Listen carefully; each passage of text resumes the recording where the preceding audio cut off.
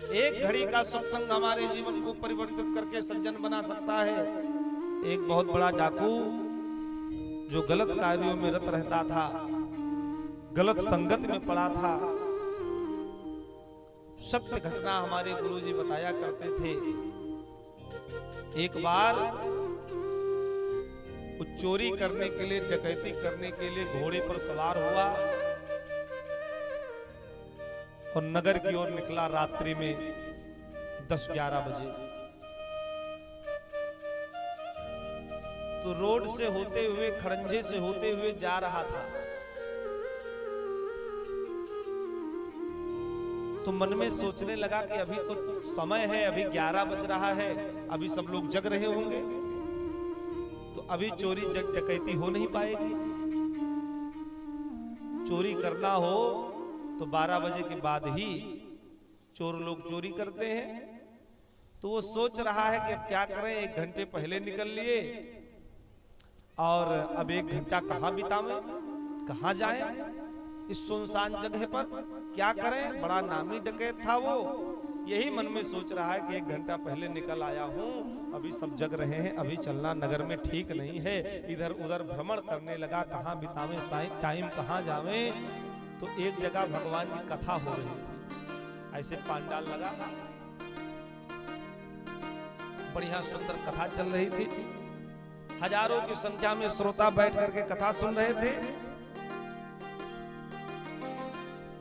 तो उसके मन में विचार हुआ, चलो चल करके यहीं बैठ जाते हैं, 1 घंटा समय इसी में व्यतीत हो जाएगा, तब तक समय भी हो जाएगा, टाइम भी हो जाएगा, और फिर उसके बाद जाकर के अपना काम करेंगे। यही मन में सोचा और सोच करके पांडाल के बगल रुका, घोड़े को वृक्ष में बांध दिया। बांध करके, ठंडी का मौसम था, एक मोटा सा कंबल रखा था, उसको ओढ़ करके सबसे पीछे जहां लोग जूता चप्पल निकाले थे वहां जाके बैठ गया। कहीं ऐसा ना हो लोग हमको देख ले, जान जाएं तो डर जाएंगे। बड़ा डकैत था इलाके का, सबसे पीछे बैठ गया चुप करके, चुपके से, और उस कंबल को ओढ़ लिया। और पंडित जी कथा कह रहे थे, लोग बड़े भावुकता से, बड़े श्रद्धा से, बड़ी भक्ति से कथा सुन रहे थे। तो इत्तेफाक से, संयोग से वही प्रसंग चल रहा था। महाराज जी यही बता रहे थे कि यस्मात् चैन च यथा च यदा च यच्च यावत् यत्र च विधात्र वशाधुपैति। कभी जीवन में गलत कार्य नहीं करना चाहिए। जो व्यक्ति दूसरे को सताता है, दूसरे के धन का हरण करता है, दूसरे के संतति का हरण करता है,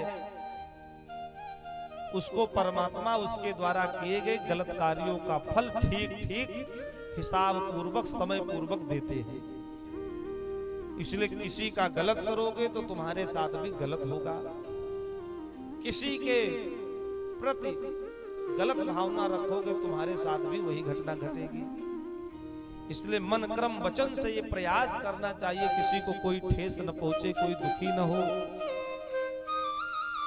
और नहीं तो जिस घड़ी, जिस मुहूर्त, जिस नक्षत्र में, जिस समय जीव अच्छा एवं बुरा कर्म करता है, परमात्मा उसी समय, उसी घड़ी, उसी नक्षत्र में उसके द्वारा किए गए अच्छे एवं बुरे कर्मों का फल भाग्यवश उसको अवश्य प्रदान करते हैं। अवश्यमेव भोक्तव्यम कृतम कर्म शुभाशुभम। यही प्रसंग चल रहा था। पीछे बैठा बैठा सुन रहा था कि महाराज जी तो बात तो बड़ी पते की कह रहे हैं। सोच रहा है अगर इनकी बात सही है तब तो मैं दोषी हो गया, तब तो मेरे अंदर दोष आ गया, तब तो मैं अपराधी हूं और दंड का अधिकारी हूं। मन में यही बैठे बैठे सोच रहा। कथा विश्राम हुई, सब लोग प्रसाद लिए, आरती का दर्शन किए, प्रसाद लिए जाने लगे। तो वो भी उठा अपने स्थान से और महाराज जी के पास आया, चरणों में गिर गया। कहता है महाराज जी अब आपसे क्या छुपाना, आप तो महाराज जी हो, विद्वान हो, सब जानते हो। मैं इस इलाके का बहुत नामवर डाकू हूं और मैं घर से कुछ पहले निकल लिया। मेरे पास समय था, मेरे मन में हुआ चल करके आधा एक घंटा बैठ करके कथा ही सुन लूं। आप कथा में कह रहे थे जो जैसा करता है वैसा उसको फल प्राप्त होता है, क्या ये बात सही है? महाराज जी ने कहा भैया बिल्कुल सही है, इसमें जरा सी भी शंका नहीं करनी चाहिए। तब तो कहा गुरुजी मेरा तो जीवन बेकार हो गया, मेरा तो 20 साल समय इसी में गुजर गया। अगर आपकी बात सही है तब तो मैं दोषी हूं, मैं अपराधी हूं, मैं पापी हूं, मुझको भी परमात्मा सजा देगा, मुझको भी अपराधी घोषित करेगा, मुझको भी प्रताड़ना मिलेगी, नर्क में जाना पड़ेगा। गुरुजी ने कहा वो तो भैया तुम अगर गलत करोगे तो तुमको फल मिलेगा, अच्छा करोगे तो फल मिलेगा। वो पश्चाताप करता है। महाराज जी यही सत्संग हमको अगर 20 साल पहले मिल गया होता, 15 साल पहले मिल गया होता तो हम आज इस रास्ते पर अपना पैर न रखते और हम भी सज्जन भक्त बनकर भगवान के चरण शरण की सेवा करते हुए एक सुंदर जीवन जीते।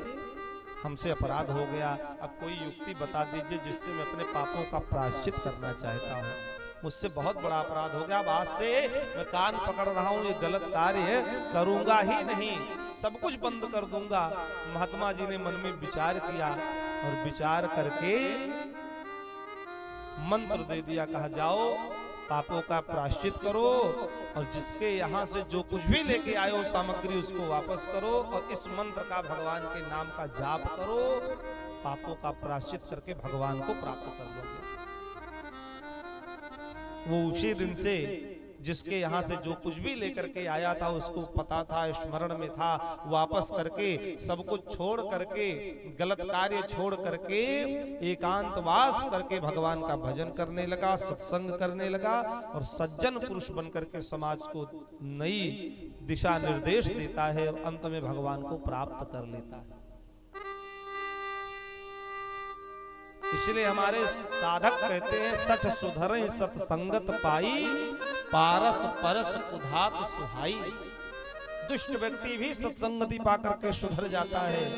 एक पारस मणि होती है, उस पारस मणि के स्पर्श में संसर्ग में आकर के लोहा भी सोना बन जाता है। उसी प्रकार से वो पारस मणि कोई और नहीं, वो पारस मणि भगवान की कथा ही है, श्रीमद् भागवत की कथा ही है। कहा इस पारस मणि से इस पारस मणि के स्पर्श में ये संसार का जीवात्मा जो लोहे के समान है, अगर इस पारस मणि के स्पर्श में आ जाता है तो वो भी सोना बन जाता है, वो भी पावन बन जाता है, पवित्र बन जाता है।